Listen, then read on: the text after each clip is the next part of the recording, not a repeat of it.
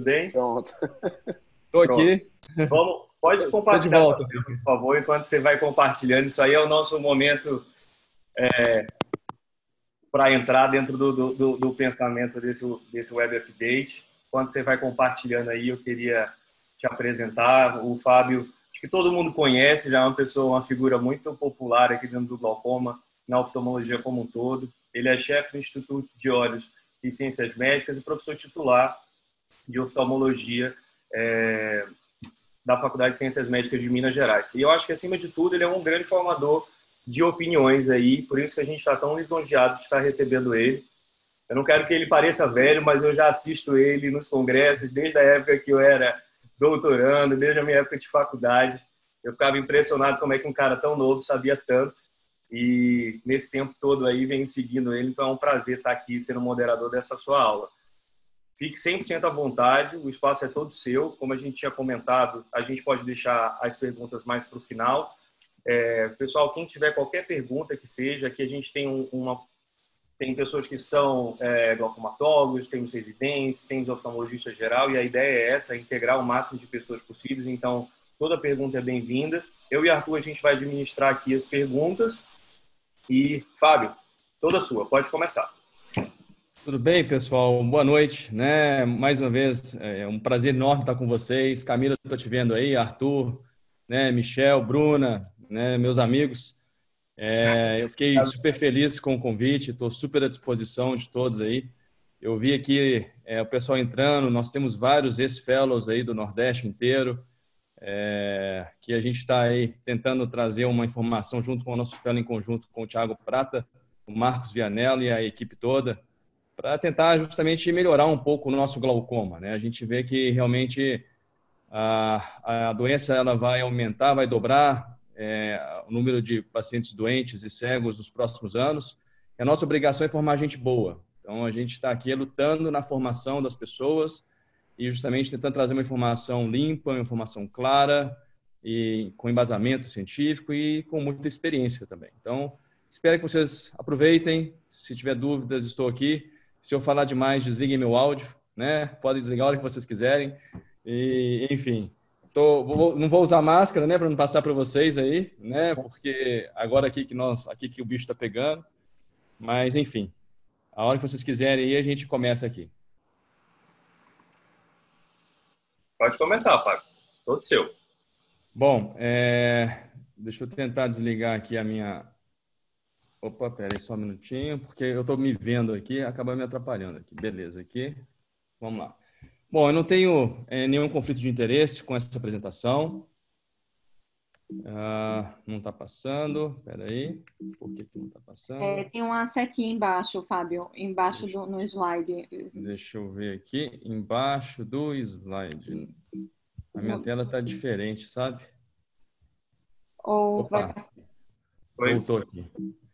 Bom, como todos sabem aí, nós temos vários amigos, né? Então, a gente fica muito feliz de estar apresentando para vocês. Já estive no Hope antes de vocês saberem que eu estive aí. Então, eu fui colega de pós-graduação, Dr. Marcelo. Então, a gente está muito feliz de estar com vocês.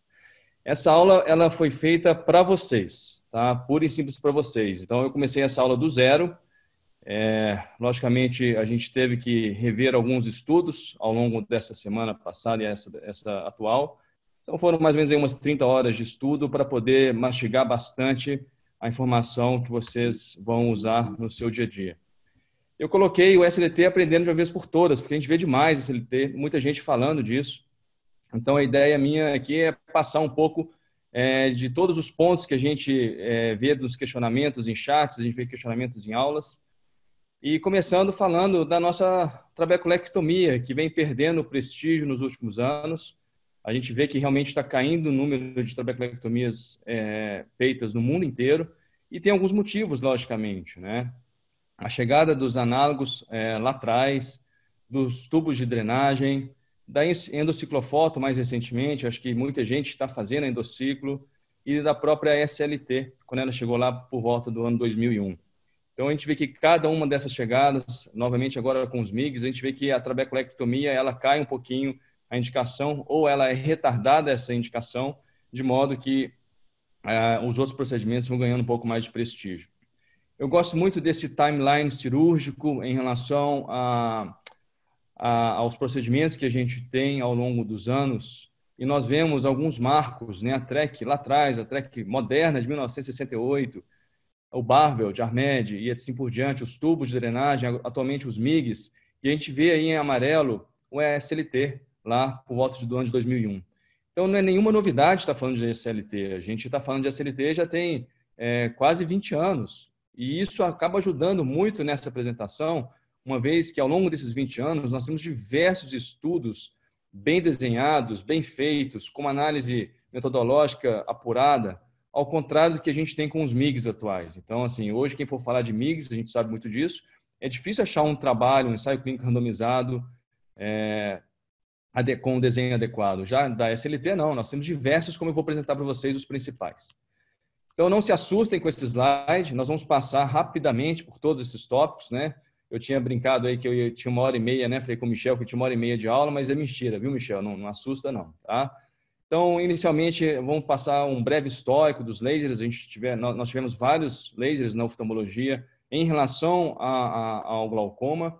Desde a década de 70, a gente fazia gonopuntura com laser de rubi, que não deu muito certo. Lá, por volta do 1979, apareceu o ALT, que é o laser de argônio. Então, quem tem o ALT, vocês vão ver que vocês podem colocar em prática, vocês podem usar, principalmente quando se fala de SUS. E o SLT chegou quase 16 anos depois do ALT e já dura aí quase 20 anos. Esse é um slide, quando a gente vê uma comparação, acho que toda aula de SLT mostra isso. Eu gosto de falar que não é uma imagem real, porque isso foi feito em olhos de cadáveres humanos, então não é uma imagem real feita com o paciente vivo, né? Não foi feito em vivo e depois enucleado o paciente, foi feito o contrário. E a gente vê, talvez, uma lesão, eu acho que está um pouco exagerada, uma lesão do ALT, laser de argônio, em comparação com uma quase não lesão quando se usa o laser seletivo. E isso também é retratado quando a gente vê uma análise histológica. Nós vemos uma ruptura das membranas citoplasmáticas das células do trabeculado com o ALT e uma quase ausência de lesão real com a SLT, a não ser uma desorganização leve da estrutura celular.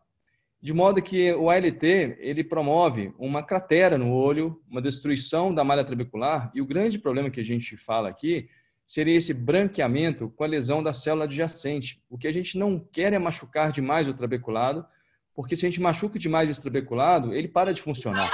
Então, a gente tem que deixar uma parte aberta para que tenha drenagem. Já o SLT, ele faz rupturas da membrana trabecular corneoescleral, mas com uma leve lesão citoplasmática, de modo que ele é muito mais suave em relação ao seu dano causado. Então, como que funciona? Quais seriam os princípios, né? A gente tem que jogar o laser no olho, aplicar o laser, e essa energia tem que ser absorvida seletivamente por algumas células pigmentadas, para que você não danifique as células de sustentação e as células de nutrição e assim por diante. Nesse dano localizado, a gente tem a teoria da fototermólise seletiva. Essa teoria ela é muito importante, porque é aqui que vai diferenciar o efeito de um laser do outro. Essa fototermólise seletiva, ela precisa de um cromóforo intracelular. Isso não é complicado, ou seja, tem que ter alguma coisa que vai absorver essa energia, que tem uma grande absorção no comprimento de ondas, especificamente do laser que a gente vai aplicar. A duração tem que ser curta. Para quê? Para não exceder o tempo de difusão térmica do tecido. Ou seja, se esse tecido difunde esse calor, ele machuca o tecido ao lado. Então, ele tem que ser uma duração curta. Então, quando a gente fala de ALT, que é o laser de argônio, nós temos aqui o preenchimento do primeiro critério da fototermólise. Ou seja, nós temos a melanina, que seria o cromóforo que absorve esse calor e essa energia. Qual é o problema do ALT? É que a duração é muito longa. Então, a gente tem 0,1 segundos, de modo que é maior do que o tempo de relaxamento térmico da melanina, ou seja, que é de 1 milissegundo. Então, essa energia ela é dissipada para a célula adjacente, provocando um dano maior. E talvez aí está o grande problema e a indicação de não repetição do ALT. Latina e Park, em 95, vieram com esse modelo de laser, que é o Key Switch, de dupla frequência, que é o YAG, de um pulso curto, de 3 nanosegundos, de modo que esse pulso curto, você não tem essa expansão completa da célula e a dissipação do calor, prevenindo, então, um menor dano na célula adjacente. Tem outros princípios, eu não vou entrar em detalhes, para a felicidade de todos, né, que são expressão de genes, secreção de citrinas, mudanças biológicas que aumentam o fluxo da drenagem do humor aquoso, motilidade celular, reparo da membrana celular e aumento de citocinas pró-inflamatórias. Esse sim talvez seja importante, porque é um dos mecanismos envolvidos na redução da pressão intraocular desse paciente submetido ao SLT. Em quem que a gente indica? A gente indicaria, logicamente, então, naquele paciente com glaucoma de ângulo aberto, como eu vou mostrar adiante. Gonioscopia, pessoal, é fundamental, ou seja, nós nunca falamos tanto de gonioscopia no glaucoma quanto agora, porque nós estamos falando de SLT, a gente está falando de MIGS, ou seja, a gente tem que realmente aprender gonioscopia como nunca. Eu brinco que até, né, a Bruna está ali, até o cataratólogo está aprendendo a fazer gonioscopia agora por causa dos MIGS que estão chegando, né? Então, as indicações principais seriam um glaucoma de ângulo aberto. Uma boa visualização do ângulo ela é fundamental para que o laser seja aplicado na região correta. Aquele paciente hipertenso ocular de alto e moderado risco também tem uma boa indicação para o laser. Glaucoma pseudoesfoliativo. Muito cuidado no glaucoma pigmentar. Ele também, logicamente, é uma indicação, mas eu vou mostrar alguns detalhes técnicos a posteriori para que vocês tenham cuidado nesse tipo de paciente. Aquela paciente gestante, ou seja, ela tem glaucoma, ela é usuária de uma medicação que está contraindicada na sua gestação, então talvez a gente também possa indicar o laser ou antes da gestação ou logo no início dela para substituir os colírios hipotensores oculares. Uma outra indicação que eu achei num estudo foi glaucoma cortisônico, mas não no intuito de tratar o glaucoma cortisônico, mas sim como uso profilático pré-triancinolona, ou seja, no trabalho em si, era usando a triancinolona, aquele paciente que teve o primeiro pico de pressão, teve um aumento da pressão usando a triancinolona, antes de fazer a segunda injeção, eles estavam aplicando o SLT e reduzindo, então, a taxa de aumento dessa pressão pela medicação.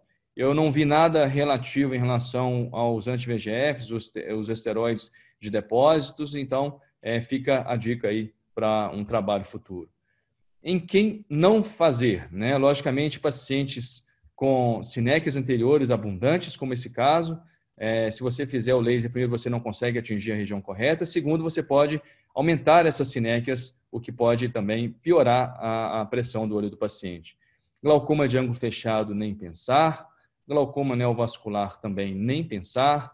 E aqueles pacientes com glaucoma uveítico, glaucoma do desenvolvimento, glaucoma traumático, a gente deve evitar.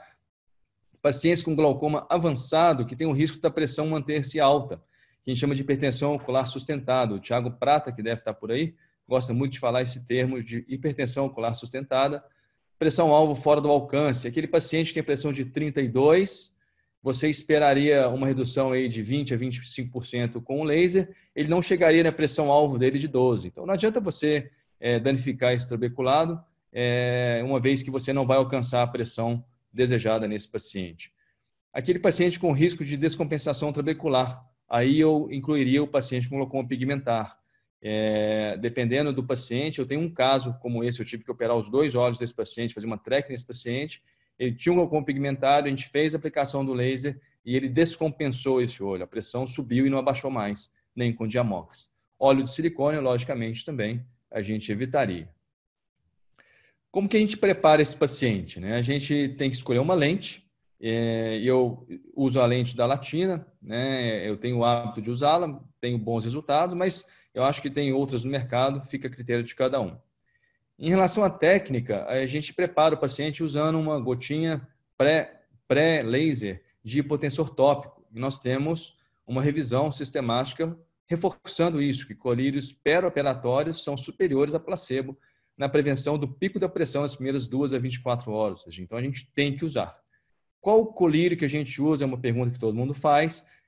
De praxe, acho que é quase que verbalizado por todo especialista de glaucoma, que seriam os alfa-2 agonistas, mas não tem na literatura, até onde eu vi, nenhum trabalho que diferenciou o efeito dos colírios, ou seja, dando uma preferência para alfa-2 agonistas, como a brimonidina, por exemplo. Então, a gente usa, mas eu acho que qualquer colírio hipotensor ocular, nesse caso, seria suficiente para reduzir a pressão do olho. Logicamente, a gente ainda associa uma pilocarpina, eu gosto de fechar um pouco a pupila do paciente para abrir melhor esse ângulo, e um colírio anestésico é fundamental por causa do contato da lente com a córnea, e isso é um pouco desconfortável para o paciente. Se a gente faria um olho ou 2 olhos, é sempre uma pergunta, né? Muitas vezes a gente faz os 2 olhos por uma comodidade nossa, mas se a gente for buscar embasamento para isso, a sugestão é que você faça um olho de cada vez, uma vez que a gente observa aí na fotografia, na tabela, que dos pacientes que funcionaram no primeiro olho, você pode ver que mais ou menos aí quase 80% deles funcionaram no segundo olho. Ou seja, o laser teve uma boa resposta. Por outro lado, aqueles pacientes que não funcionaram no primeiro olho, eles tiveram uma resposta pobre no segundo olho. Então, seria talvez honesto com o paciente você aplicar o laser em um olho, observar a resposta, para depois aplicar no outro olho, caso a resposta tenha sido positiva. Então, fica a dica. Eu acho que talvez um olho por vez seja melhor, a não ser aquele paciente que não tem a capacidade de ficar vindo, ele é do interior, ele quer resolver de uma vez, às vezes ele pega um avião para fazer um tratamento com você e tem que voltar imediatamente. Então, dependendo da logística, talvez seja melhor você fazer os 2 olhos, mas preferencialmente um olho de cada vez. Como que a gente faz tecnicamente? Então, eu gosto de iniciar com 0,8 milijoules. Nós vamos ver, olhem no vídeo, não sei se está passando bem aí, algumas bolinhas de champanhe, a gente chama de bolinha de champanhe. A técnica atual que eu gosto de um pouquinho menos de bolha, tá certo? Essa aí é um vídeo que a gente pegou no YouTube, então tem muita bolha do meu ponto de vista. Então, quando a gente vê muita bolha assim, a gente reduz 0,1, aplica o laser. Continua dando muita bolha, diminui 0,1 e aplica o laser e vai fazendo mais ou menos aí 25 a 30 disparos para cada quadrante. Então, a média de 100 a 120 disparos é mais do que suficiente. Muito cuidado, pessoal, com o glaucoma pigmentar, porque a dispersão de pigmento e a absorção de energia é muito grande. Então, a gente deve começar com uma energia menor, 0,4, 0,5. E em glaucoma pigmentar, eu prefiro fazer 180 graus. Eu vou falar disso no próximo slide, mas preferencialmente eu começo com uma energia menor e 180 graus só. Nos outros pacientes eu faço 360 graus e é sempre prudente anotar no prontuário do paciente qual foi a energia que você usou, a área tratada, o número de disparos e a energia total. Todos os aparelhos eles te fornecem isso. Eu acho que é importante você fazer essa anotação. Em relação a essas microbolhas, isso é um mecanismo de dano celular. Os melanossomos, eles alcançam o ponto de fervura, porque eles são muito pigmentados, no plasma intracelular, eles aumentam de volume rapidamente e fazem essa ruptura mecânica da célula. Então, essas microbolhas, ou seja, se a gente está vendo muita bolha, é porque a gente está danificando muito o tecido, então você acaba tendo mais complicação e um maior efeito do laser. Com 2 semanas, há uma nova população de células, com 4 semanas a morfologia está totalmente restaurada, para você ter uma ideia de como queria funcionar. Uma outra pergunta que a gente sempre vê é se a gente faria 90 graus, 180 graus ou 360. Então, nós temos esse trabalho prospectivo, randomizado, comparando a latonoprosta como droga única versus 90 graus, 180 e 360. E eles concluíram que a latonoprosta, que a SLT 90 graus não foi efetiva, de modo que em 12 meses de follow-up, somente 34% dos pacientes alcançaram o sucesso, que está abaixo da tela aí à sua esquerda, o que eles consideraram sucesso. Já com 360 graus, 80% dos pacientes alcançaram a pressão menor do que 20% da basal e 60% deles menor do que 30% da basal. Ou seja, a sugestão deles, então, que a gente fizesse 360 graus, como mostrado neste gráfico. E no pós-operatório? É sempre um questionamento: o que usa, o que não usa. Então, no pós-operatório, tem alguns trabalhos mostrando que não tem nenhuma diferença entre você usar corticoide, esteroide ou não esteroide. Tem outros que falam a favor de não esteroidal. Esse aqui, por exemplo, ele mostra para a gente que o SLT causa pouca inflamação, de modo que colírios anti-inflamatórios não reduziram a dor do paciente, não reduziram a hiperemia do paciente, não reduziram as células na câmara anterior ou o pico da pressão. e que o efeito redutor da pressão também não foi influenciado pelo uso de dexametasona ou de indometacina. Então, eles falam, não usa nada porque não precisa, mas na minha prática eu gosto de usar, eu uso o corticoide milesimal, eu uso o Ster-MD, a prednisolona 1,2 miligramas ou Predmild, e muitos colegas usam o cetorolaco. Eu gosto de associar a nimensulida 100 miligramas, porque muitas vezes esse paciente ele tem algum tipo de queixa, algum tipo de desconforto na primeira semana, como eu mostrarei adiante para vocês. E como é que eu vejo esse paciente? Assim, a gente aplica o laser. O Guilherme Guedes deu uma aula brilhante sábado agora no Glaucoma Zoom sobre SLT. Ele fala que ele gosta de ver no primeiro dia. Eu brinco muito com o Thiago aí, porque eu também via no primeiro dia, aí eu tinha muito pico de pressão no primeiro dia. Aí eu conversando com ele, ele falou, olha, eu não vejo no primeiro dia, eu vejo lá para frente, com 2, 3 semanas.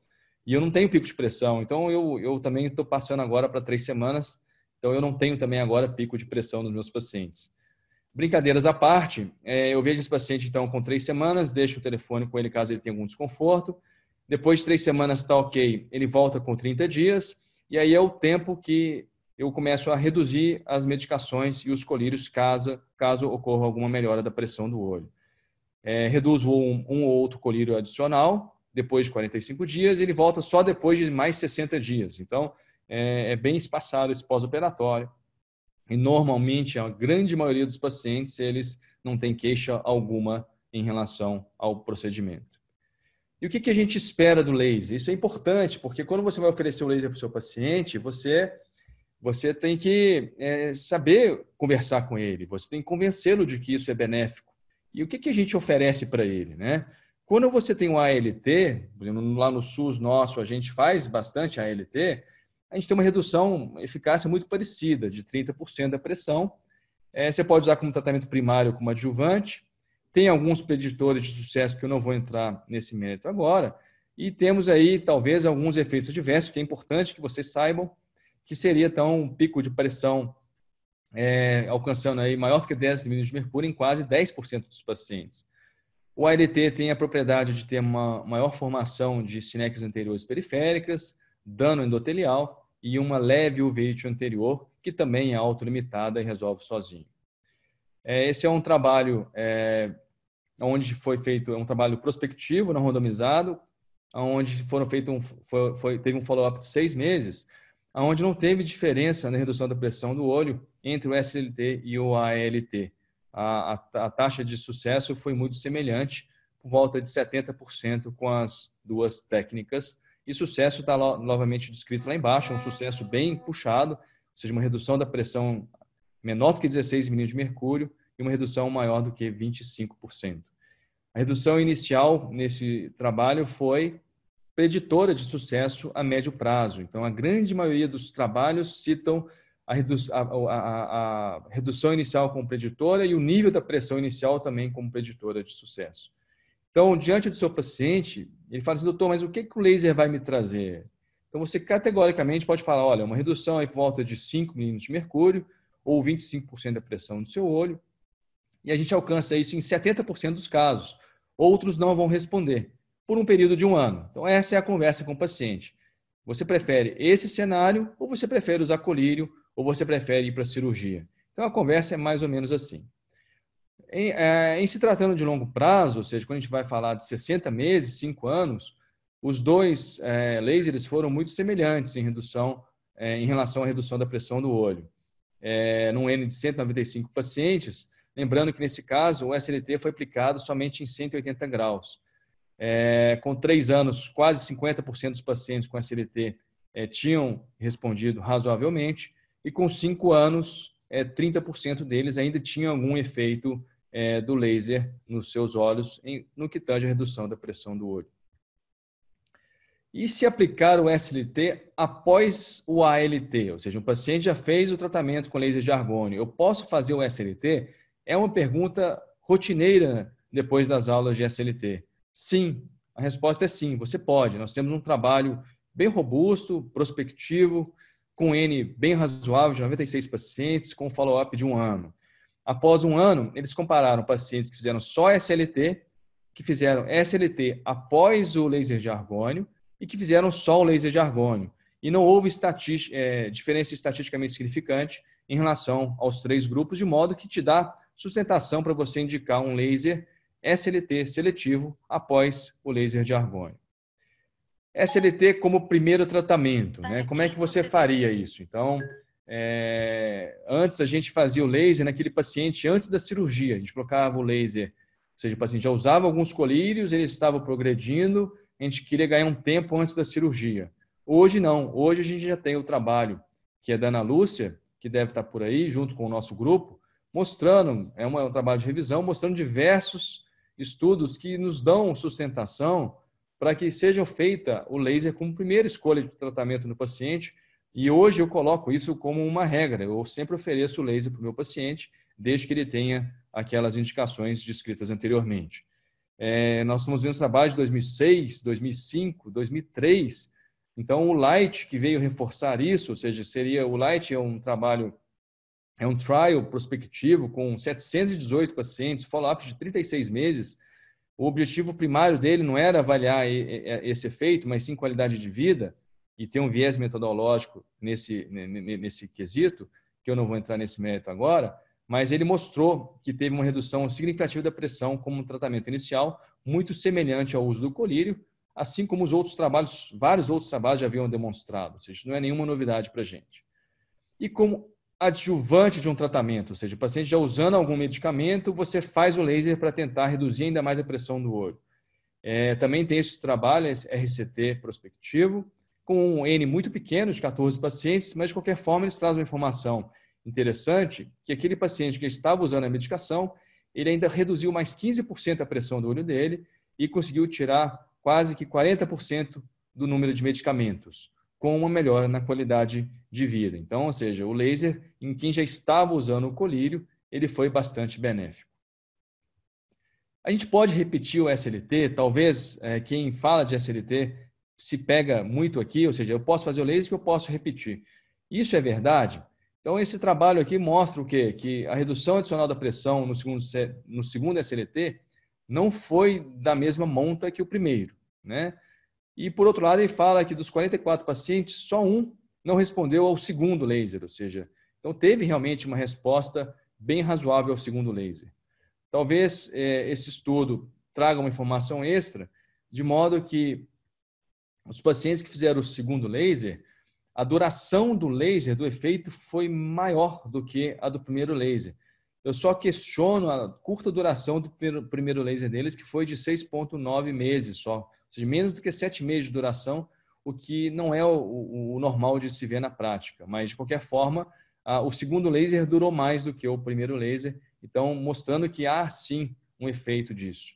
Eles demonstram aqui para a gente a mudança na curva de sobrevivência do segundo laser em vermelho em relação à primeira aplicação em azul. Então, eles concluem que repetir o laser tem eficácia similar que o tratamento primário na redução da pressão, com uma duração mais longa. Então, a gente está, hoje, autorizado a repetir o SLT nos pacientes. O próprio Light, numa pós-hoc, ele fez uma análise dos pacientes que repetiram o laser, ele demonstra que realmente a curva de sobrevivência mudou em quem foi aplicado o laser pela segunda vez. Mostrando que a repetição do laser pode manter a pressão dentro da pressão-alvo por um período mínimo equivalente ao primeiro tratamento, ou seja, é bem razoável. E isso você leva para o seu paciente, fala, olha, se você responder ao primeiro laser, a gente pode aplicar o segundo laser também depois. E o paciente fica mais tranquilo quando ele fica sabendo que a gente tem outra possibilidade de tratamento. Bom, eu vou discorrer agora sobre alguns tipos de tratamento, por exemplo, fazer SLT em paciente com pressão normal. E nós temos, sim, esse trabalho prospectivo com follow-up bem razoável de 24 meses, mostrando um efeito do SLT em glaucoma de pressão normal. 11% dos pacientes permaneceram com a pressão dentro da desejada, ou seja, é uma redução de 11% em relação à pressão pré-laser e de 22% em relação à pressão com o washout, ou seja, é bem razoável essa redução da pressão em pacientes com glaucoma de pressão normal. E um grande benefício talvez seja a diminuição de quase 40% no uso de medicamentos. E os pacientes, além de tudo, foram beneficiados com isso. E como o papel aceita tudo, tem doido para tudo, né? A gente está falando de SLT em glaucoma de ângulo fechado. Tem trabalho disso? Tem também. Nesse estudo, eles fizeram laser em pacientes que tinham pelo menos 180 graus de trabeculado visível e viram uma taxa de sucesso de 16,9%, ou seja, 16,9% a redução da pressão do olho desse paciente em relação a 18,5% da redução com medicamento no follow-up de 6 meses.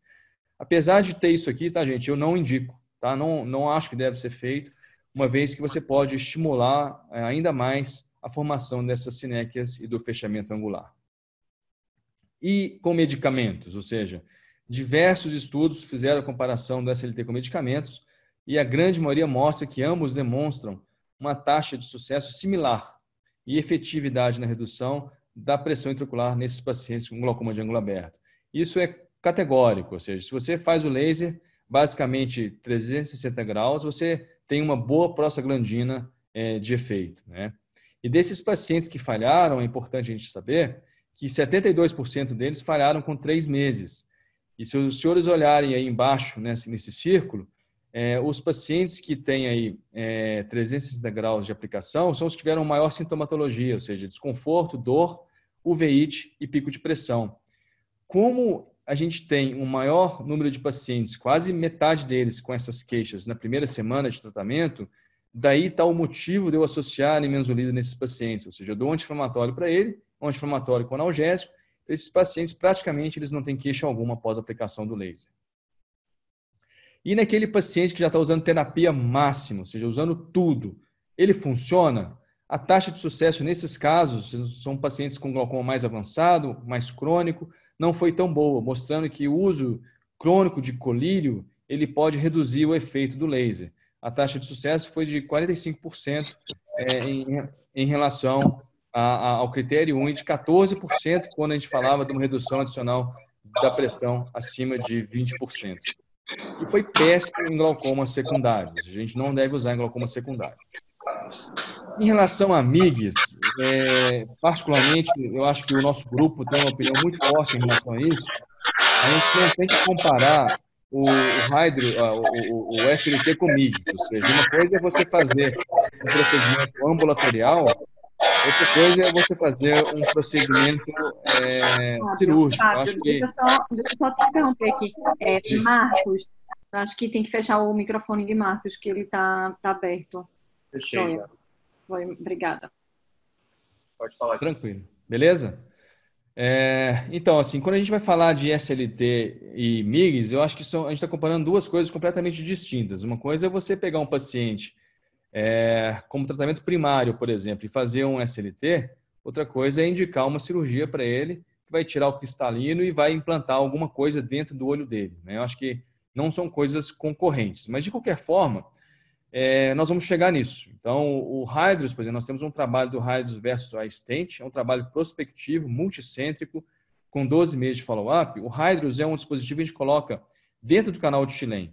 E o Stent, acho que todos conhecem, né? Nesse estudo, o que aconteceu? A pressão intraocular com Hydrus, que está em azul, foi menor do que o Stent ao longo do período de acompanhamento. Na verdade, foram 2 stents. E o número de medicamentos com Hydrus também foi menor, ou seja, estatisticamente significante nesse caso, nesse segundo caso. Então, por que eu estou falando do Hydrus versus Stent? Porque não tem Stent versus SLT, mas tem Hydrus versus SLT. E nesse trabalho, que é basicamente do mesmo grupo, eles concluíram que tem 3 vezes mais redução de medicamentos no grupo Hydrus. E que dos pacientes que ficaram sem medicamentos, 47% do grupo dos MIGs ficaram sem medicamentos, comparando com 4% do SLT. Qual é o problema disso? É uma boa informação, é útil, mas se a gente for olhar a taxa de sucesso, que seria a redução da pressão em 20%, ambos tiveram o mesmo sucesso, por volta de 90%.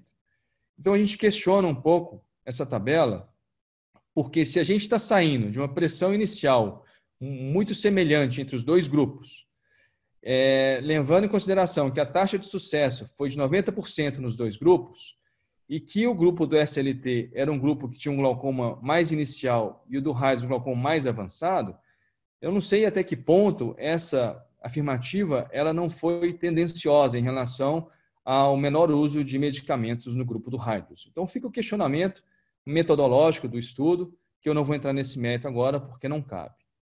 E fazer SLT após a TREC, gente. Tem gente que estudou isso, sim.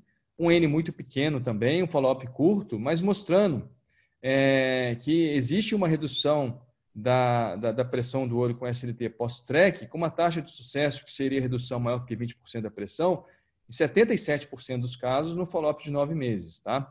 Na minha cabeça não fazia o menor sentido, mas por isso que é bom a gente dar uma aula dessa, que a gente vai estudar, e quem sabe a gente vai aprofundar um pouco mais nesse sentido e ver se realmente é uma informação verdadeira. Para finalizar, eu acho que é fundamental vocês saberem os preditores de sucesso, ou seja, em quem que o laser funciona mais. Eu acho que é a informação que falta nos MIGs. Né? Qual MIG que é melhor para quem e quem funcionaria mais. E assim também falta essa informação, por exemplo, na cirurgia de catarata. Qual que é a melhor lente para cada tipo de paciente? E o preditor de sucesso para a gente, eu acho que deve ser o caminho a ser pesquisado.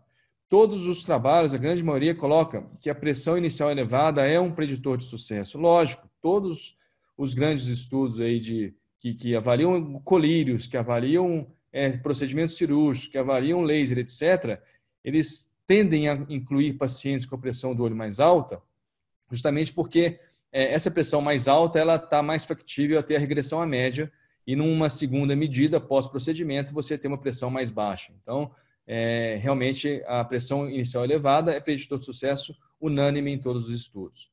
Não teve influência em relação à pigmentação do trabeculado, apesar de que na prática a gente acha que o trabeculado um pouquinho mais pigmentado, ele tem uma resposta melhor. Não teve influência em relação à idade e ao diagnóstico, ou seja, ao tipo de glaucoma. Em relação ao uso de prostaglandina, tem esse trabalho, que é um coorte prospectivo, mostrando que no follow-up de 12 meses, os pacientes que não usavam prostaglandina tiveram um melhor efeito, uma melhor resposta ao laser. Então, talvez a mudança da via de drenagem do humor aquoso pela via não convencional faça com que você tenha um menor efeito dos procedimentos que vão drenar o humor aquoso pela via convencional. Então, a prostaglandina entraria nesse quesito. Esse é um trabalho feito em chineses com preditores de sucesso. Eles colocaram como preditor de sucesso a idade avançada, como eu disse anteriormente, a pressão basal elevada.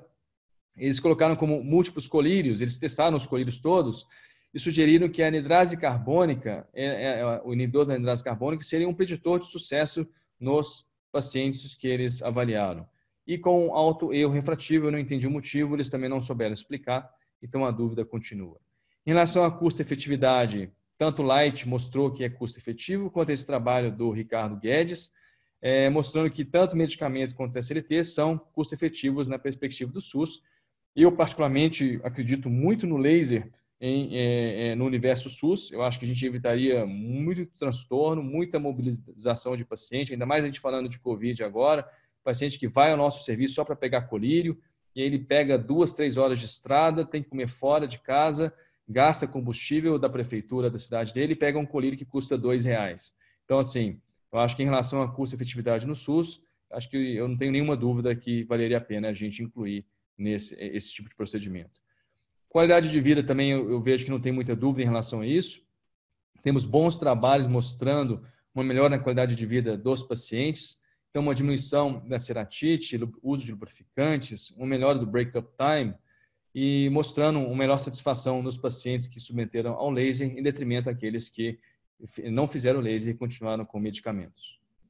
Em relação à curva de aprendizado, acho que está cheio de residente, está cheio de gente nova, doida para fazer um laser desse.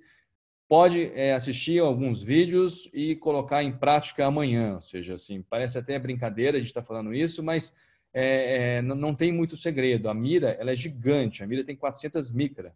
A mira do laser argônio tem 50 micra. Então, se você errar o trabeculado com 400 micra, você vai acertar o nervo óptico. Né? Então, não tem jeito de você errar a região a ser aplicada.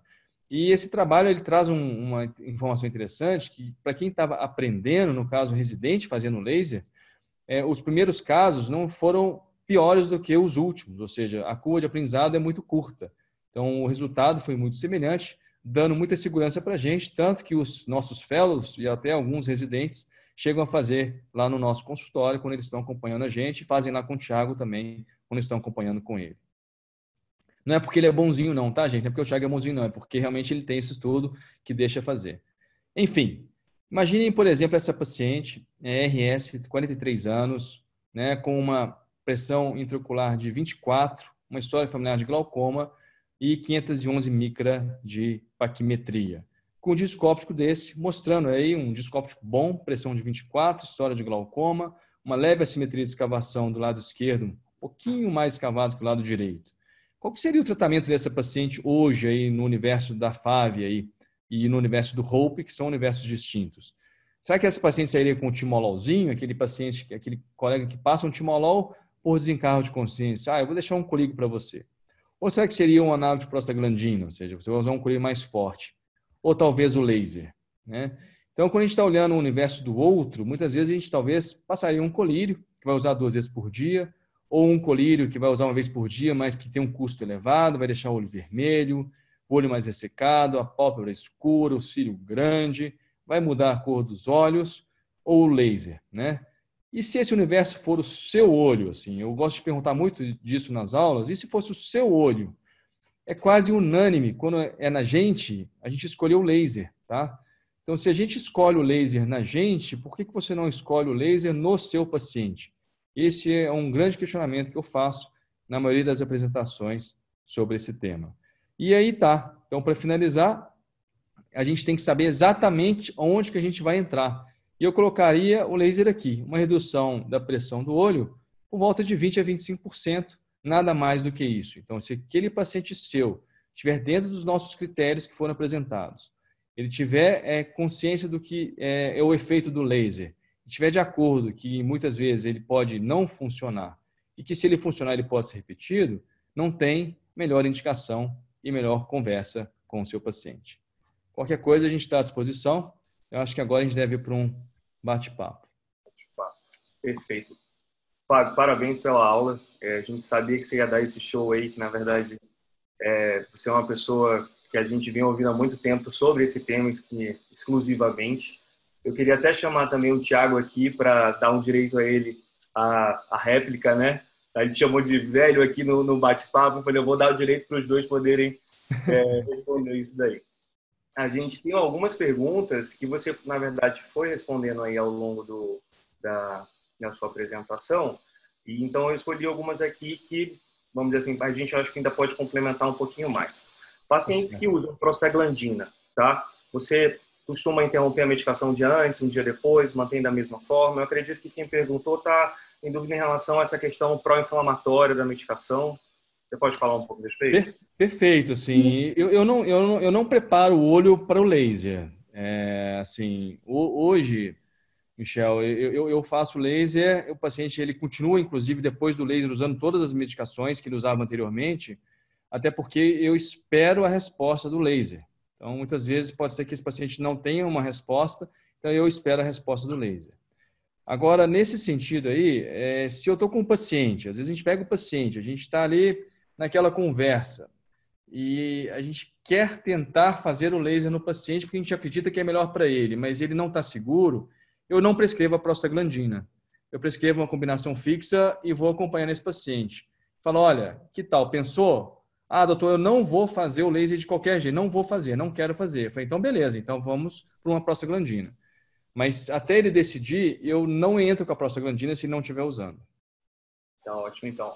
Você chegou até a responder essa questão dos pacientes submetidos à TREC e que foram posteriormente submetidos ao SLT.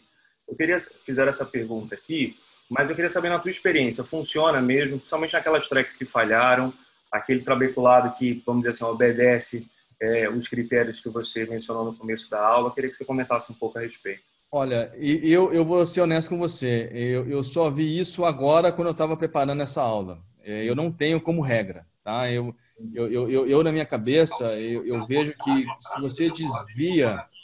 Olha lá, Lelê. Tereza, é a Tereza, viu? Ô, Tereza, desliga o microfone aí, vai. Por favor, Tereza. Vou te falar, né? A mulher, a esposa avacalhando a aula, é dureza, né, só? Mas enfim. Isso é bullying dentro de casa, cara. Quarentena com a esposa, o negócio é complicado, né, só? Mas Podia fazer quarentena com 5 amigos aí, né? Mas, enfim. De qualquer forma, o que eu penso, né? A partir do momento que a gente faz... E eu penso isso para amigos também. A partir do momento que a gente muda a via de drenagem do muro aquoso por uma via não convencional, seja uma TREC, seja um medicamento, seja algum procedimento, a gente vai ter, ao longo de um tempo, uma atrofia da drenagem pela via convencional. Então, as veias aquosas, né, elas não vão funcionar tão bem como funcionaria. Então, eu não vejo como um bom caminho, apesar de ter um trabalho com ele muito pequeno, mostrando esse resultado. Eu não faço na minha prática. Acho que é o João Otávio que perguntou lá, né? Então, eu não vejo, não faço na minha prática. Tá ótimo. Uma pergunta minha, na verdade, a gente vai ler aqui outras, eu e o Arthur, mas a gente comentou sobre esse pico que pode acontecer, na verdade, só não acontece se a gente não estiver acompanhando ali o paciente 24 horas. E aí eu vou te dar um cenário que a gente sabe que pode acontecer, aquele paciente que não sabia que tinha glaucoma, não usava nenhuma medicação e chega com uma escavação já subtotal, um nervo já bem sofrido. Você acha que é pertinente, nesse caso, a gente usar um SLT ou não, partir para a medicação, porque a gente pode ter esse pico maior aí? Olha só, é justamente isso. Pacientes que têm risco de ter uma hipertensão ocular sustentada, ou seja, e que essa hipertensão vai levar algum dano, qualquer dano no olho dele adicional, não deve fazer o laser, tá? Você não deve fazer. Então, nesse caso especificamente que você falou, às vezes chega para a gente assim, aí também deve chegar bastante para vocês. Paciente que chega com uma escavação subtotal, num caso grave, é cirúrgico direto, ele vai direto para a cirurgia. Eu não fico cozinhando, ou seja, esse paciente. A gente não pode perder tempo. Eu falo para o paciente muitas vezes, olha, no caso que o senhor está agora, o nosso erro é zero. É zero. Se com laser minha chance de não funcionar é de 15% a 20%, às vezes 30%, eu não quero correr esse risco. Eu acho que a gente não deve correr o risco com o olho dos outros, né? Acho que o melhor é não fazer isso. Perfeito. Arthur, você quer... Michel, uma coisa que eu acho que é importante é o seguinte: as regras, né, existem. A gente sabe que, por exemplo, no Light e em outros trabalhos, a gente vê que os resultados são muito melhores nos pacientes com hipertensão ocular ou com glaucoma leve, né? Você vê no Light mesmo que os pacientes com glaucoma moderado a severo precisaram repetir mais vezes, num percentual maior, o SLT, e alguns não funcionaram. Mas quando você, por exemplo, você pega muito paciente no consultório que fez uma TREC há 10 anos, porque não existia outra opção para ele, ou a medicação não funcionava, mas ele tem uma escavação fisiológica. Então era um hipertenso que foi operado de TREC. E às vezes aquela TREC deixa de funcionar. Então já aconteceu de eu fazer, a gente não tem o SLT, mas tem um Pascal, tem até um estudo prospectivo do Pascal comparando com o SLT, mostrando resultados parecidos, a questão da energia é diferente, mas eu já tentei, já funcionou, um paciente que tinha uma TREC, e também pensando nessa questão de, fez uma TREC, não vai funcionar, já fiz um GAT, por exemplo, 180 graus em paciente que funcionou. Agora, claro, sempre importante a gente lembrar que tem que individualizar o tratamento, porém a gente não pode inventar, né? Uma coisa que eu sempre penso, eu tenho feito muito o PSLT lá no Hope, é isso que Fábio comentou, é você oferecer ao paciente o laser, ou quando você vai dar o diagnóstico, no hipertensão ocular. Lembrando que tem trabalho mostrando que a aderência pode variar de 30% a 80%. E aí eu uso um pouco de técnica de investigação, né? O cara da Polícia Federal, da Polícia Civil, ele faz perguntas genéricas para o investigado, né? E ele geralmente se entrega nas perguntas genéricas. Então eu pergunto a paciente, chega lá e eu faço, olha, me diga qual é o nome do colírio mesmo que a senhora usa? Aí ela já não responde. Não sabe o nome do colírio? Então me diga quantas vezes ao dia? Ela não responde. Aí a última pergunta que eu faço, e quanto foi o preço do último colírio que a senhora comprou? Ela, doutor, eu não uso há um mês. Então, a gente sabe que o laser tem um papel social muito importante e que é extremamente subutilizado, e isso poderia evitar realmente a cegueira numa grande parte da população. E isso que você falou, Arthur, é importantíssimo, né? O Diego Torres, ele está lá em Sergipe, ele está vendo a gente aí, tanto ele quanto o meu xará lá, o Fábio, eles trabalham com glaucoma, eles têm o laser lá. E a pergunta deles é justamente isso, ou seja, ele sente que é subutilizado.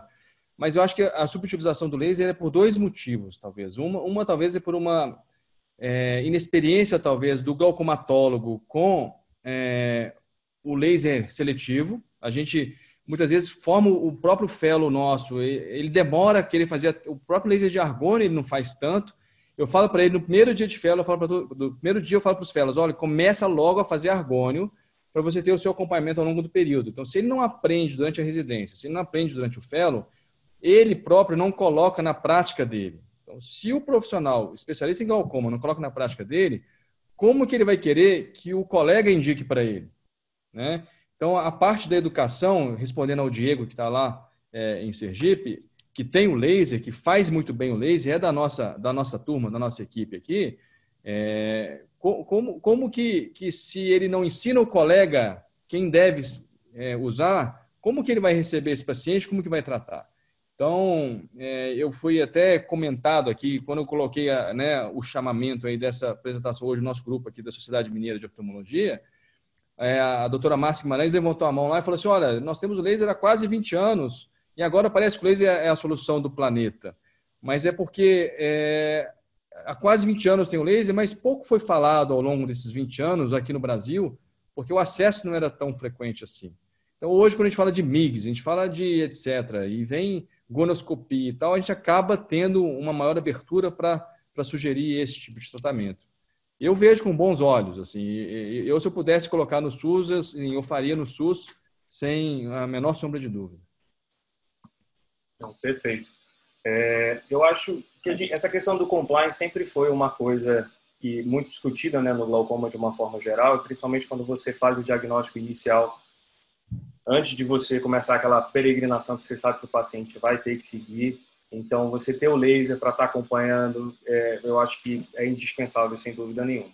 Uma pergunta que o Fernando fez, que no meu serviço eles tiveram o SLT por 3 meses e eles usaram a lente de 4 espelhos e tiveram algumas marcas na lente. Se isso era alguma coisa comum ao procedimento ou porque a lente utilizada não foi adequada.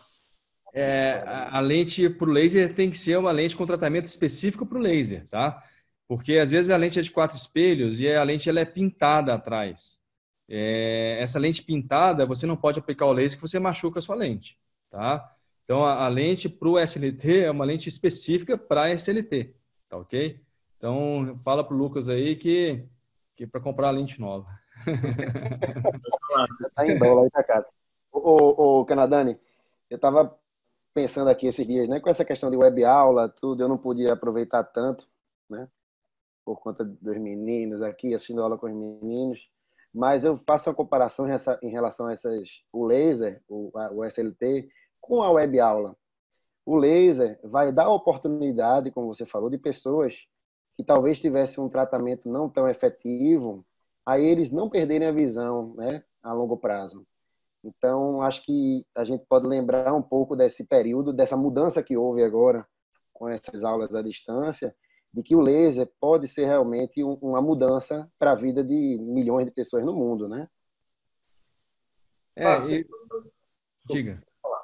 Eu ia te perguntar se você tem alguma experiência com nano SLT também. A gente teve esse aparelho aqui por 1 mês na FAV.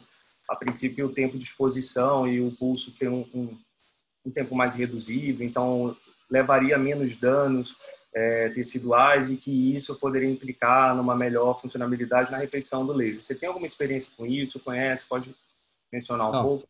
Eu não tenho nenhuma experiência com o nano SLT, nada. Assim. Eu faço o SLT convencional e é o que tem mais embasamento na literatura, né? Eu acho que tudo que chega assim, a gente tem que ter um tempo de amadurecimento da tecnologia. Então, eu comprei o laser, na verdade eu já fazia o laser antes, mas eu comprei tem poucos anos. E, enfim, quando a gente vai comprar, a gente compra aquilo que a gente tem mais embasamento, né? A mesma coisa em relação a campo visual. Você vai comprar qual campo visual? Um que acabou de lançar agora, ou você vai comprar um campo visual que foi usado na grande maioria de todos os estudos, os ensaios clínicos e assim por diante no mundo inteiro. Então, eu acho que é mais ou menos por aí, né? Eu acho que o laser eu não conheço, então eu não vou falar nem a favor nem contra. O Thiago está aí, né? O Thiago é um estudioso do assunto. Talvez se você chamar ele aí, eu não sei se ele... Foi ele aqui, eu achei que ele ia fazer a réplica, mas ele ainda está aqui. Cadê? Ele tá tomando um vinho, né? Numa quinta-feira à Tô noite. assistindo. Olha aí, você não foi atiçar e apareceu. Cada pitaco na aula dos outros. Thiago, não, pô, eu falei para você entrar aqui, porque o Thiago, né? O Thiago, para mim, é uma das pessoas que mais deu aula de laser aí nos últimos anos, é um estudioso ferrenho do assunto e tem o nome do laser até no nome dele, é Thiago S. Prata, né? O S dele é de SLT, né? Então, Thiago, você tem experiência aí com nano laser aí, não SLT aí? Ah, tão grande quanto a sua, assim, mais ou menos. Zero, não tenho mesmo. Não tenho mesmo. Agora eu tava pensando em tempo de exposição, né, Michel? Você falou em... Poxa, o SLT acho que já são 3 nanosegundos, né?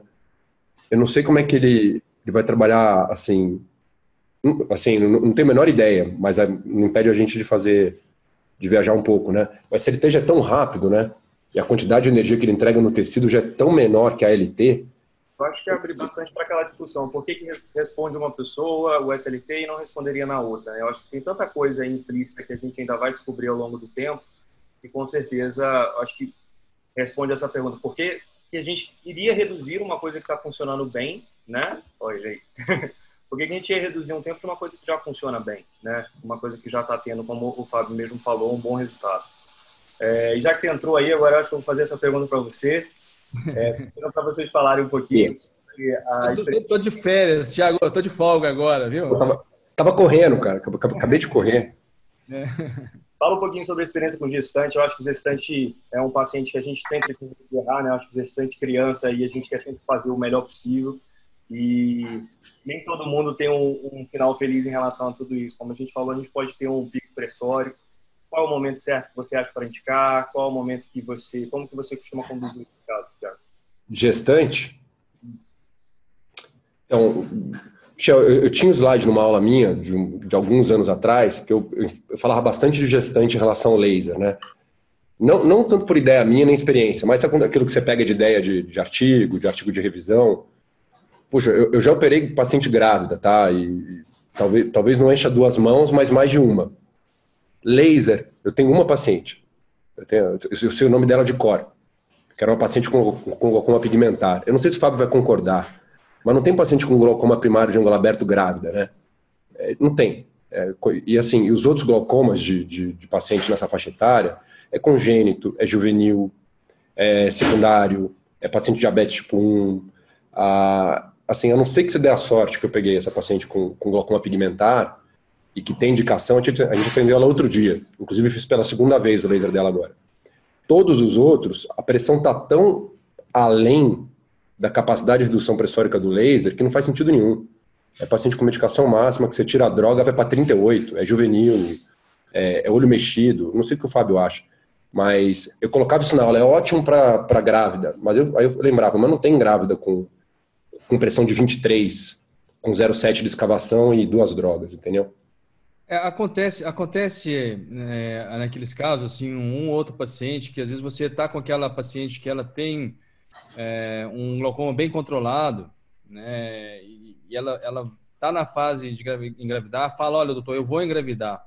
Eu acho que aí sim você pode fazer, mas não é comum, igual o Thiago falou, a gente sai indicando em todo mundo só porque, não, né, tá na fase de gestação e etc e tal, né?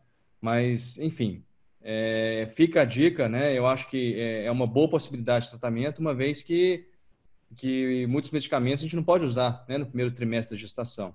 Lembrando também que a gestação, muitas vezes, ela baixa a pressão do olho no início, né? Então, é difícil também você ter uma grávida que descompensa pouquinho, mas, né, que descompensa, assim, de uma maneira tão grande, assim, tão importante. Tá.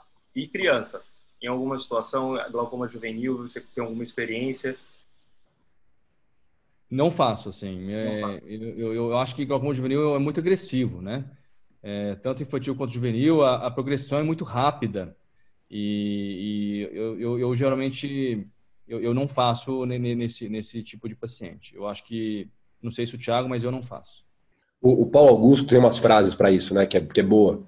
O cobertor começa a ficar curto, né? Você começa a querer pegar um procedimento que é bacana e querer encaixar ele para tudo, né? Ainda bem que a gente tem um monte de opção, né, Fabinho? Mas às vezes você tem uma coisa que você gosta e você fala, vou fazer em glaucoma secundário óleo de silicone, glaucoma secundária TREC. O Fábio sabe, tem trabalho de SLT em tudo, né? Mas eu acho que eventualmente ele não serve para tudo. Porque aí o que acontece? Ele pega 100 pacientes com glaucoma secundário óleo de silicone. A pressão está 19. Aí ele faz SLT que é para 17, que não ajuda nada. Mas aí o P dá significativo. A conclusão é que você pode usar SLT em óleo de silicone. Eu já fiz 2 vezes, não adiantou. Então eu acho que assim, ele tem uma indicação muito boa, o Fábio colocou super bem na aula, assim, ele funciona igual um análogo, né, Fabinho? Uma redução pressórica de uns 25%, e é isso. Às vezes a gente faz uns casos, né, Michel, o SLT ou a ALT, que foge do livro ali, né? Porque é um paciente mais idoso ou doente, que você não quer fazer a TREC, ou que ele não tem dinheiro para o tubo. Se baixar uns 4, 5 pontinhos, você fica feliz, às vezes você tem uma resposta melhor do que você esperava, mas é caso anedótico. Eu acho que se você pensar regra, é o que o Fábio colocou na aula, né? Aquelas indicações, eu acho que é por aí. Ô, Michel, eu estou vendo a pergunta aqui do Maurício, aqui, tá assim, qual a sua experiência nos pacientes que fazem o laser como forma para diminuir a pressão e não voltam para o acompanhamento do glaucoma? Que o paciente acha que o laser vai tratar o glaucoma para sempre. Então, assim, não, eu acho que é o contrário, na realidade. Eu acho que se eu tivesse a possibilidade de tratar o paciente com uma vez só, talvez eu faria um laser ao invés de passar um colírio, que é muito mais fácil ele não usar o colírio do que ele ter algum problema em relação ao laser. Mas, gente, a gente tem que gastar tempo com o nosso paciente, tá? Eu acho que ali é papel nosso como médico explicar para o paciente que ele não está curado, que o glaucoma dele tem que acompanhar. E eu acho que a partir do momento que você faz uma intervenção no seu paciente, você traz mais ele para você. Nossa, eu já fiz até um laser, meu glaucoma é tão sério que eu fiz até um laser no meu olho. O paciente fica com isso na cabeça. Então, viu, Maurício? Eu acho que você não deve preocupar com isso, não, tá? Quer fazer uma pergunta, Arthur? Uma vez eu estava conversando com o Thiago, e aí eu tive um insight pensando em MIGS, em SLT, e vendo esses trabalhos, né, comparando 90 graus com 180, com 360, há alguns comentários, porque, por exemplo, alguns pacientes só são hipertensos, outros glaucoma leve e outros moderado a severo. E aí eu sempre fico naquela ideia, será que a gente tratar 90 graus só nasal inferior, fazendo um trabalho com pacientes só hipertensos oculares e glaucoma leve, comparando só esse nasal inferior com 180 em 360, seria uma ideia de um trabalho, não colocando pacientes com moderado grave? Assim, pensando no maior fluxo dessa região. Nós já temos isso na literatura, né? Eu acho que a gente não precisa fazer aquilo do mesmo quando o mesmo já é bem feito, né? Então, eu acho que praticamente eu aboli da minha prática 90 graus. Acho que a gente não deve tentar fazer 90 graus. O efeito é quase nenhum. A gente viu que no follow-up de um ano foram 34% dos pacientes que tiveram redução da pressão, mas foi muito pior do que uma prostaglandina, por exemplo. Agora, eu para mim, na minha prática, são 360 graus, exceto em glaucoma pigmentário, que eu faço 180. Só. Eu acho que não tem mais margem para a gente ficar discutindo isso, uma vez que a literatura ela é riquíssima em relação a essa informação. Tá? Concordo com o Fábio. Arthur, eu acho que uma das coisas que você pensou ali foi, quando você falou nasal, você deve estar pensando em densidade de canal coletor ali, né? Por falar nasal, né? Eu não sei se o Jaiter publicou, mas na Arvo, 2 anos atrás, eles fizeram justamente 180 graus, que acho que é para tentar responder o que você falou, comparando nasal com temporal.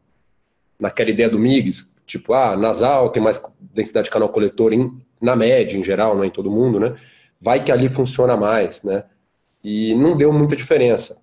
Até porque eu acho que eu concordo com o Fábio. A gente sabe que 360, a tua taxa de sucesso ao final de um ano, primeiro você tem que fazer um trabalho longo, né? Não adianta você fazer 180 nasal e temporal e seguir por um mês, mas o sucesso você tem mais, a taxa de sucesso é melhor, se você não acrescenta complicação.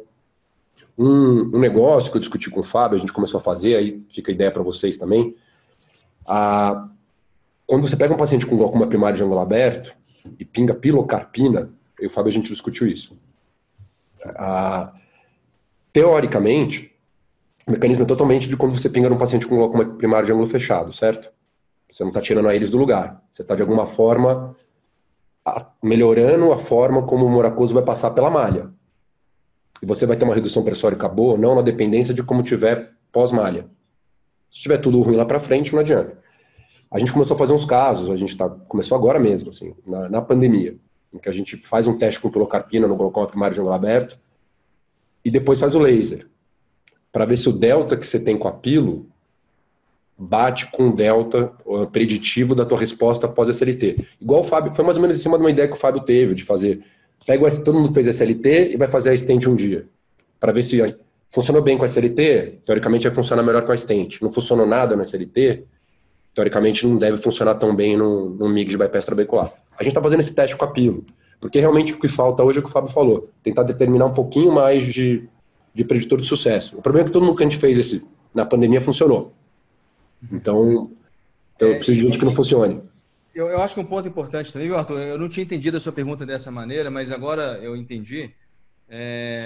Eu acho que não quer dizer também que é na região nasal inferior que a gente vai ter a maior drenagem. A gente pode ter a maior quantidade, mas não quer dizer que a gente tenha a maior drenagem. Então, se a gente for olhar os estudos, alguns sugerem a região nasal inferior e a gente faz o KDB nessa região, o stent é feito nessa região, mas talvez um dos pontos do GAT que talvez funcione em pacientes com glaucoma avançado é porque ele pega 360 graus e alguma outra região de drenagem que não é só aquela.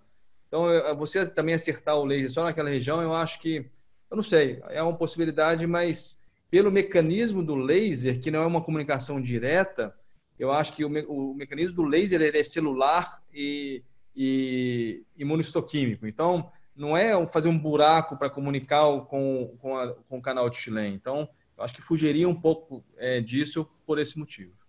Até não é só na malha, né, Fabinho? Sim. Você está falando de vílvula escleral também, né? Eu concordo muito com você. A gente sabe pouquinho, né? Dessa parte pós-trabecular, a gente sabe bem pouco. A gente está aprendendo mais agora, né? Assim, a gente está procurando blunting aí, né? Nos pacientes e tudo. Eu acho que é um caminho. A gente está buscando informação, agora está usando corante para a gente tentar identificar. Então, nós vamos chegar lá. Mas eu acho que o mecanismo do laser ele passa por mediador químico, ele passa por uma outra alteração que não só a drenagem do moracoso. Tá, gente, Pessoal, alguma coisa sobre... Desculpa aí, Michel. Alguma coisa sobre o SLT transescleral? Eu não tenho experiência nenhuma. Não sei do Thiago. Puxa, eu tenho... mais que 50, menos que 70, alguma coisa assim. A gente se empolgou de fazer uma época, mas o Fabinho falou, né? A gente até se animou de fazer um estudo, mas aí o pessoal publicou ensaio clínico randomizado, follow-up de 1 ano, e não deu diferença, né? Você usando um milijoule ali, o milijoule, essa é a única crítica que eu tenho é essa, você adota a mesma potência para todo mundo. Mas com milijoule, 360 no limbo ali, a taxa de sucesso ao final de 1 ano foi igualzinha você colocar a lente, tem aquela trabalheirazinha ali de usar a lente. Tanto que já tem aparelho hoje que faz sozinho, né? Aparelho para optometrista nos Estados Unidos, que você coloca lá, ele vê onde está o limbo para você e dispara, ele faz o ACLT ali em 2 minutos. Nesse caso aí, em alguns pacientes que você não consegue pôr a lente por alguma opacidade corneana ou por algum motivo, inclusive tem trabalho aí, eu não quis mostrar porque já é trabalho demais, em pacientes com glaucoma de ângulo fechado aí, ou estreito, que você tem dificuldade de achar a mira, colocar a mira certinha, sem indentação. Então, eles fazem no límbico transescleral, com resultados bem razoáveis. Assim. Eu ainda sou tradicionalista, eu ponho a lente mesmo, está aberto, eu faço, não está, eu não faço. Mas em glaucoma, talvez um paciente com transplante de córnea, alguma opacidade dos meios, quem sabe possa ser feito sim. Tá? Marcelo Mendonça está fazendo um trabalho grande com isso aí. Ele tem muita experiência com laser, ele faz laser pra caramba há 10 anos ou mais. E ele tá randomizando também. Então ele está fazendo... porque esse trabalho, esse ensaio clínico do Journal of Glaucoma, ele é pequeno, né, Fabinho? Você viu? É um N bem, sei lá, 20 e poucos em cada grupo. Mas o Marcelo está fazendo um N bem grande. Na prática, eu não vejo diferença, tá? É a minha experiência. Eu tenho bastante paciente, mas eu não estudei. Mas eu não lembro... Se eu tivesse tendo assim, não está funcionando em um transescleral, eu tinha parado de fazer. O bom é que é rapidinho, né? Interessante como funciona. E uma prova de conceito, Fabinho, eu parei de dar brimonidina no transescleral. Falei, não estou fazendo ação direta, vai que não faz pico. Puta, faz pico igualzinho. Eu tive paciente que estava com 15, 1 hora depois do laser estava com 28, 30. Transescleral. Ou seja, tá chegando energia lá, né? Tá chegando... Agora, se vai durar igual, essas coisas eu não sei. Mas está chegando energia. Perfeito. Gente, acho que para a gente não passar muito do tempo, eu queria concluir com uma pergunta. Eu acho que a gente não tocou tanto nesse ponto sobre... Você fez um laser, funcionou, a pressão volta a subir um pouquinho. Sobre esse tempo, de quando que a gente deve repetir, como que vocês conduzem esses casos? O Thiago, na aula que com a gente já tinha comentado sobre o CTD, sobre o TSH, ele falando que prefere aquela medida da pressão ali dentro do ambulatório. Como que vocês costumam conduzir esses pacientes que tiveram um bom efeito e a pressão começa a subir? Já faz direto? Espera um pouco. Quanto tempo depois que ela subiu, Michel? Isso é importante, tá? Assim, se a pressão reduziu aí, durou 1, 2, 3 meses, eu acho que você tem chance de fazer de novo, tá? Mas se essa pressão baixou 1 semana, 2 semanas, na terceira semana já está alta de novo, eu acho que é a mesma coisa do agulhamento. Assim, você agulha uma vez, falha, agulha 2, falha, vai fazer a terceira. Eu não sou muito de ficar repetindo, não. Eu gosto de repetir naquele paciente que você fez, durou 1 ano e pouquinho, você entrou com colírio, aí a pressão subiu, aí você repete o laser. Eu acho que é uma boa nesse caso. Ô, Fábio, e até corroborando com isso que você falou, alguns trabalhos que vão avaliar a questão da esterese, da questão de mudança na córnea, chegam a comentar no trabalho, que essa diminuição pode ser até temporária por conta de um discreto edema de córnea. Então, por exemplo, eu vejo com 2 semanas, como você está vendo o paciente após o laser, mas eu espero ali para 1 mês, 2 meses, para entender realmente quanto essa pressão baixou do paciente. E com 2 semanas, às vezes está em 10, sei lá, estava em 18, baixou para 10, o paciente fica super feliz, eu digo, vamos com calma, e a gente ainda vai acompanhar por um tempo, para a gente realmente saber como vai ficar. Certíssimo, né? Você tem alteração endotelial transitória aí no primeiro mês, né? Você tem exatamente o que você falou, Arthur. Você mexe com endotélio, você tem um pouquinho de edema, mas eu acho que a queda principal não é nem por isso, acho que é por inflamação mesmo. Então, os pacientes você fica super animado e é o que o Fábio falou. Alguém que não funcionando em 3 meses, né, Fabinho? Aí você vai por outro caminho e tem um monte de alternativa, né? Vai dar prostaglandina para ele, vai fazer outra coisa, eu concordo, tá? E em relação à repetição. Você faz mais de 2 vezes, Fábio, ou não? Última questão. Eu não faço mais que 2 vezes, não, Thiago, assim, nunca fiz. Eu tenho laser, eu faço desde 2017, assim, né? Então, minha experiência não é tão grande quanto a sua. A gente viu muito o Rich fazendo lá atrás. E assim, eu tô na repetição da primeira vez ainda. Não, mas eu também não faço. Eu não tenho segurança para fazer várias vezes, não. Eu faço igual a você. Até quantas vezes, mais ou menos, Thiago? Qual foi o máximo assim, que você já repetiu? Eu fiz 3, assim, eu fiz 3 tratamentos com SLT em 2 pacientes. A minha experiência não foi boa. Com viés de que eram pacientes que eu estava ali na marca do pênalti para track. Aí eu acho que eu fui mais rápido para track. Entendeu? Então, não faz sentido. Sim, desculpa interromper, porque só tem homem falando. Aí a mulher tem que entrar a falar também. Deixa eu só perguntar em relação ao acompanhamento, se vocês fazem segmento com microscopia especular para ver se tem algum dano endotelial. Ou não, nem precisa, os estudos mostram que não tem efeito nenhum. Não tem muito não, Camila. Assim, realmente a região que a gente trata do laser, a gente acaba não tendo problema no endotélio, não. Eu não faço microscopia especular, até porque seria a microscopia periférica, né? Eu acho que a central, a alteração é praticamente nula. Eu pensei transitório. Assim, se gerar calor e se isso aí causava... Tem um caso aí, né, Thiago? Se você quiser falar aí, né? Pode falar aí, Thiago. Acho que é todo seu. Não, assim, o normal, Camila, é transitório e sem repercussão clínica. Tem trabalho que faz microscopia semanal. E aí mostra que ao final de um mês volta ao normal. A primeira semana dá uma bagunçada. E tem uma complicação que pode ocorrer, é mais comum em paciente automíope, a mulher jovem. Tem 7 casos na literatura descritos, deve ter tido mais casos por aí, mas descritos só 7. E que o paciente faz um shift hipermetrópico absurdo. Você desorganiza a córnea inteira.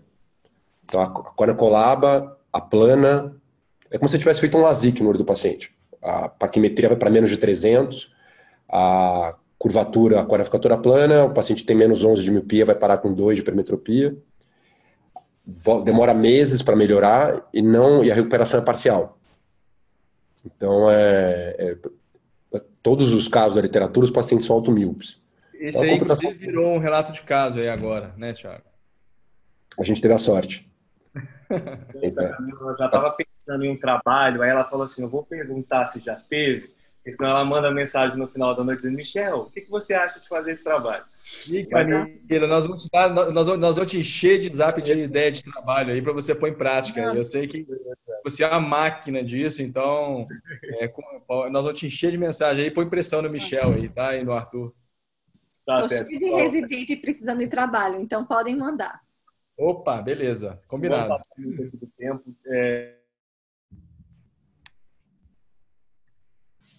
Porque eu acho que foi justamente o que você falou, você conseguiu compilar uma coisa que está dando certo e embasou cientificamente para todo mundo que já tem experiência, ter mais certeza daquilo que está fazendo, para quem não tem experiência, saber por onde começar e fazer isso com segurança.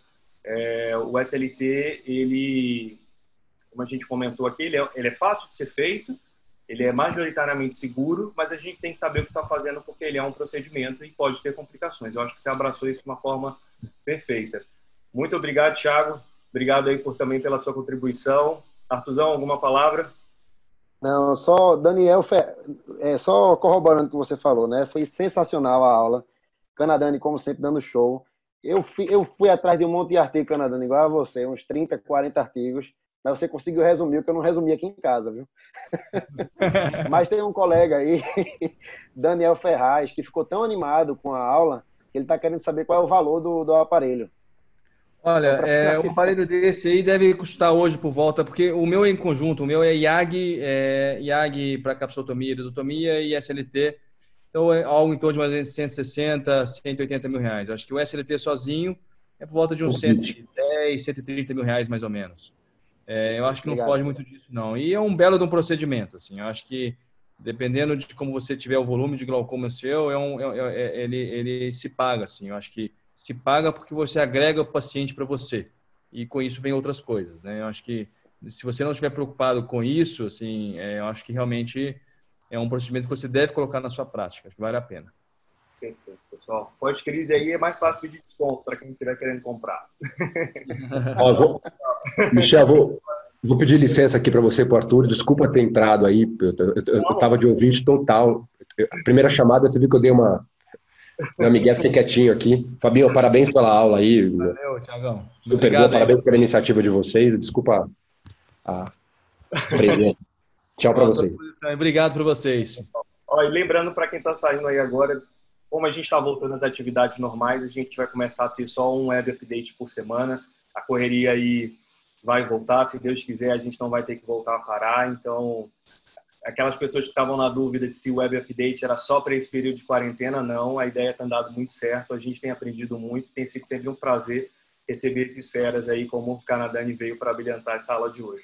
Obrigadão e boa noite, pessoal. Abraço aí para vocês, gente. Tá Um abraço, valeu. Tchau, abração, Camila. Beijos. Abraço para todo mundo aí. Assim, e não fale mal da minha amiga Tereza Canadani, não. Invadindo aqui, né? Invadindo aqui, você viu, né? Ela brilhantou ainda mais. Ela agregou. Brilhantou, né? Tchau para vocês.